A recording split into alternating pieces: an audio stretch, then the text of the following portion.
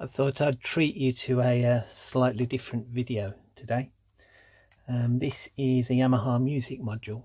When I first started at work, they got a couple of, and they lent me one many years ago, and I was astounded by it. And I found this one on eBay more recently, second hand, not working properly. It said the internal battery was faulty. It all got very complicated, and eventually I bought it as spares. But quite happy that when I turn it on, I can find the on button, I do get a message. But see those messages afterwards: illegal input, battery backup low. But after that, you can, after a little while, get it to do things. So it does come up and it will make a sound, but every so often it glitches out. It goes all really weird, and I reckon this is all to do with the internal backup battery. So what I'm going to do today is replace this battery. So I bought one of the batteries here. It's a Varta battery, this one is. I think it's 3.7 volts. I'm not sure whether it's rechargeable or not, but it is the same one. I think it's called 3N or 1N or something like that. I'll put it on the screen anyway. But as you see, as you're using it, you get this battery backup low popping up all the time, but normally it works. There are sort of strange things. I think if you press play, for instance, it just seems to crash, even though it's not doing anything. But eventually you can get it to work. And I think it doesn't cope very well if you put new batteries in, normal batteries in it, without the battery backup. It seems to put some bad data in there or something. But I have been able to use it, but I want to change this battery. Now, the battery, you have to solder it onto the motherboard, so let's have a look and see how we can do that. I better turn it off first. Let's move these batteries. Doesn't really matter, but I don't want any power going to the board while I'm soldering it if I leave these ones in.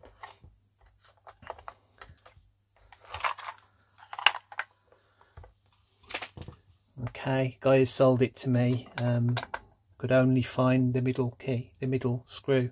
These ones are missing, so that's going to be another challenge. What on earth is one of those screws called? Because I need 4 more of them. Oh well, I suppose I got the measure. Some kind of tap-in screw. Okay, so inside the battery compartment is wired to the board permanently, so that's a bit of a pain. And you've got this metallic interference screen over it, and on this one there were 2 screws, and you should be able to see straight away the bit that's wrong when I remove this shield. The shield really complicated, copper shield. But you can't pull the board out because it seems to be attached to that shield. Anyway, so this is the area where the battery should go. Now, when I got this and I first opened it, there was something rattling inside it, and it turned out to be that battery there that had sort of come off.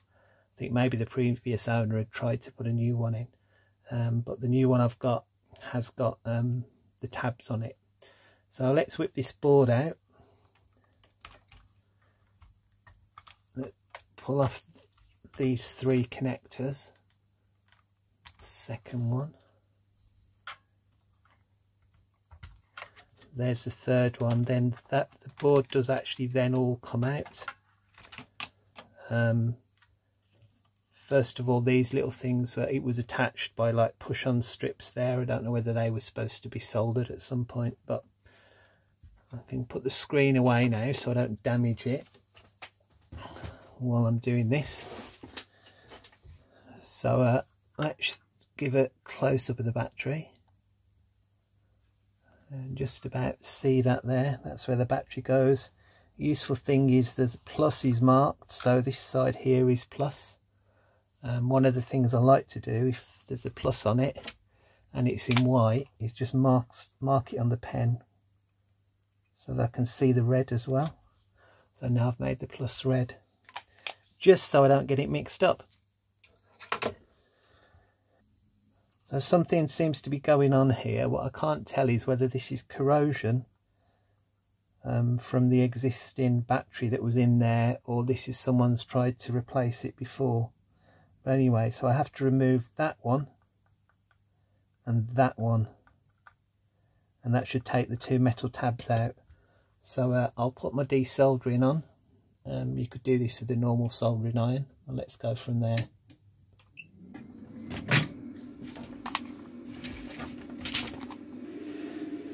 Put a little bit of flux on these two just while I'm waiting to see if it that helps. Okay, that's heated now, so let's try this one. Ooh. Oh, look at that, fell straight out.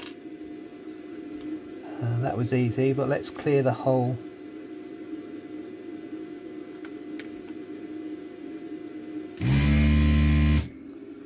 Lovely, and the second one.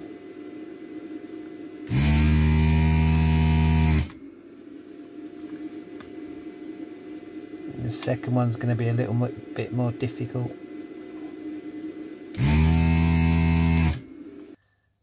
So that seems to be nice, but the I'm going to clean that. I don't know whether the pad's not on there. The pad definitely wasn't on the it didn't come up on that, so it wasn't an issue there. Just clean my clean that before I put it away. Yeah, so I'm going to just clean that up just to see what the pad's like underneath. One of these lovely Q-tips again, which are very bad for the planet. I bought them and didn't really think about it, so I shall use these up, but I won't buy any more.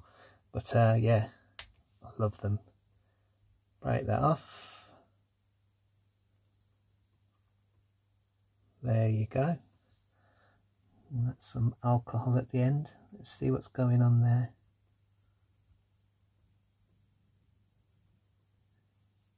Oh, look. Aha. So the pad has come off. But that's cool. I can work it out. Work out where that pad should go. That is probably what the problem's been with this. So if I put the battery in and it doesn't work, I've just got to work out where that pad goes to. It looks like it goes across to there. As long as that's the case, that should be quite easy for me to fix. I might just scratch a bit of that pad off and solder it onto that little pad that's left. Okay, so let's just check that. I wanted to see whether there's anything this side as well. Has there a pad come off that side? Where's my other one? There's no pads left on that.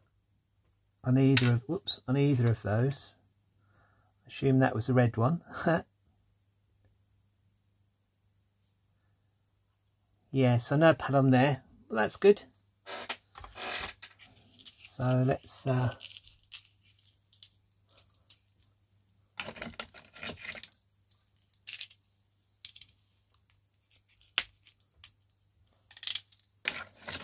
battery cost me £12 because it had to come not in the mail, but it had to come by courier because of the daft law about batteries we have here. Well, not a daft law, but the restrictive law we have about shipping batteries by the Royal Mail, UK's main postal carrier. Alright, so oh dear, spot the problem. So got two little pads are different, so I'll have to work out what to do with that. But let's just see whether that one pad will fit in there, which is positive, which is negative. Assume that's positive, that's negative. Better check that. 3.2 minus 3.2, so yeah, so the positive is that one. So that's positive, so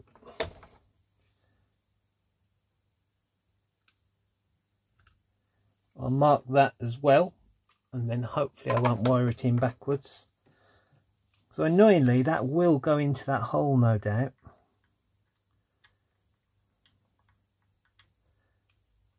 And then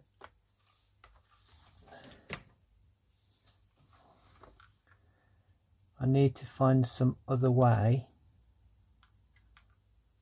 of bringing a leg down for that other one. So yeah, slightly frustrating, it's not exactly the right battery, but we'll be able to get this working. Okay, see what I've done here. I've just bent this metal a few times with pliers until the side legs broke off, and then I was able to solder that side leg back into the middle. And I've got a spare side leg somewhere. Well, I did have, but I've lost it already.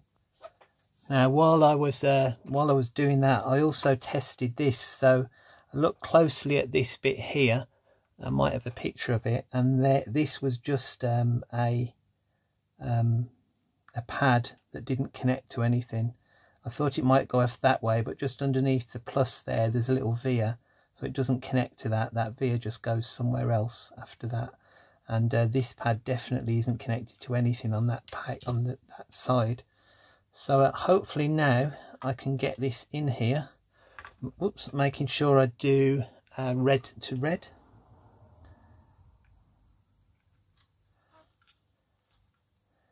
This should fit now. Might need a little bit of help. There you go. So that battery's in there. Some people suggested that you could put a little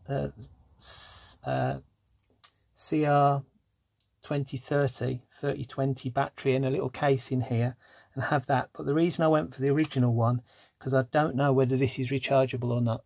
So I thought I'd just leave that as it is. Put a new one in, and when I solder this I must be careful with this minus side that I don't heat it up so much that I pop the little leg off on the underside. So I'm going to try really quickly and do the minus side first. So the minus side this way around is the top one, which does have a decent amount of solder on it already, and a decent pad underneath it. So if I'm very quick, in fact, let's just clean the tip as well, just in case. Alright, so if I'm really quick here, I should be able to get this connection on.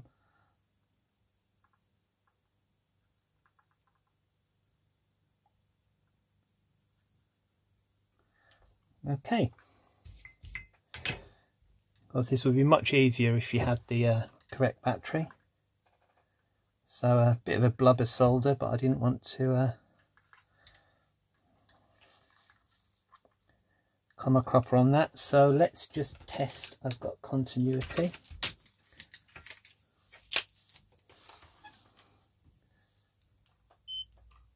So I'm going to go from the back of the battery there. You can see that. To this pad, which is connected to that pad when I checked that earlier. There you go. Not to that one, but to that one. So I've got a good connection there. Now I've just got to solder this one across, which is going to be a bit more of a pain. I might have to just put a budge wire in there. Just because I lifted the pad on that. Well, the pad wasn't there on that.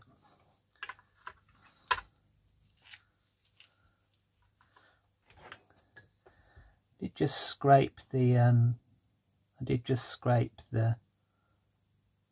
track here so I could test it. So I might just see if I can get any solder to stick on that track.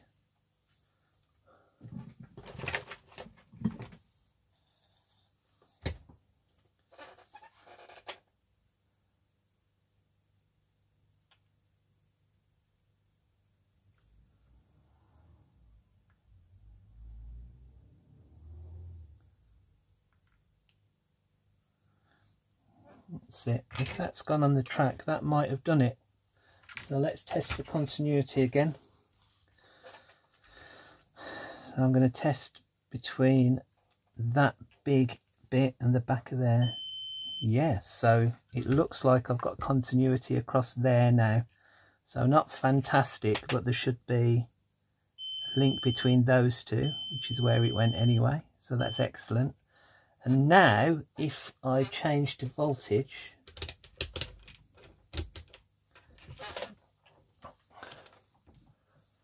bring this in here, what are you doing, Mr. 20 volts? What is, there you go. So if I do those two, I'm getting minus, but let me just check I've done that the right way around.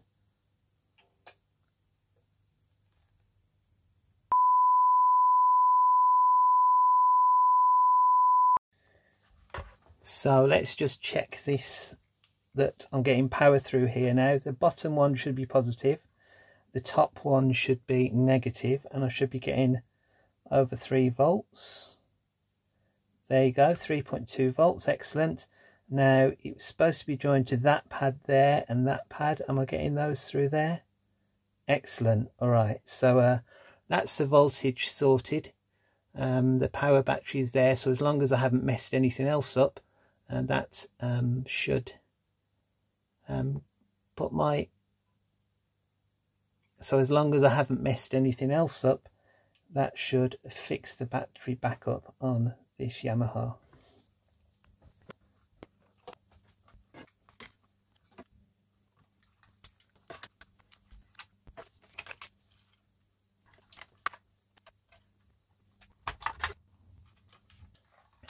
When I first took this apart, the power to the batteries went out this side, and I found it was slightly easier if I ran that on the inside of this shield, because it kept the wires out the way a little bit more.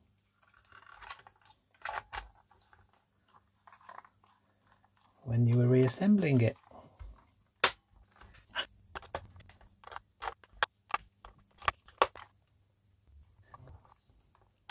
Right, when I first received this and put the batteries in and I turned it on, nothing happened, and I thought, oh well, it's gone.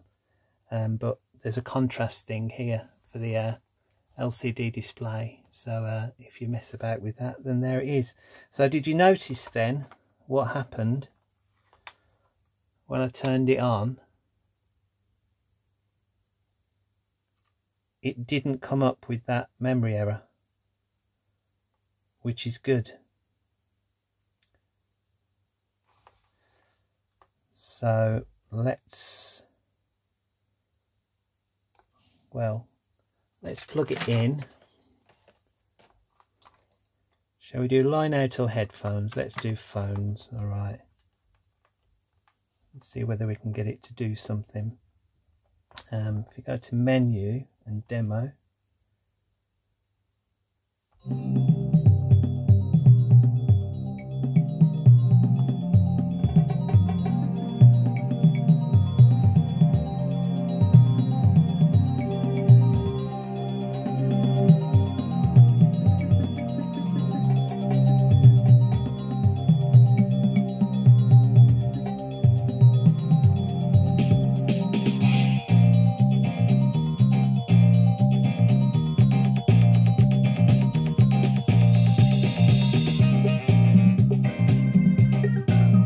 Enough of that. But yeah, so you see how it works, and you see why I liked it so much, because you get a very I don't know whether you heard the sound as well as I did here, but you get a real rich sound out of it, and it doesn't sound like it's coming out of such a small little machine. So this is why I love them. So we can replace the battery on it, and that's how you do it.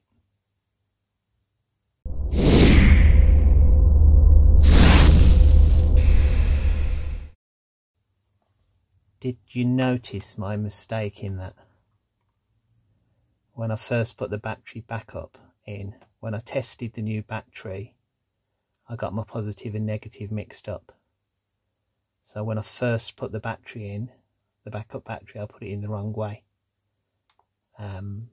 So when I first turned it on after I'd put it together, I was really worried I'd blown it up. But thankfully, even the battery backup must have diode protection on it, so it's not killed anything. So I'm hoping this will get rid of the glitch. I can't demonstrate the glitch anymore, but it seems to look better, and the fact that it's not popping up with the battery error every 5 seconds definitely makes a difference.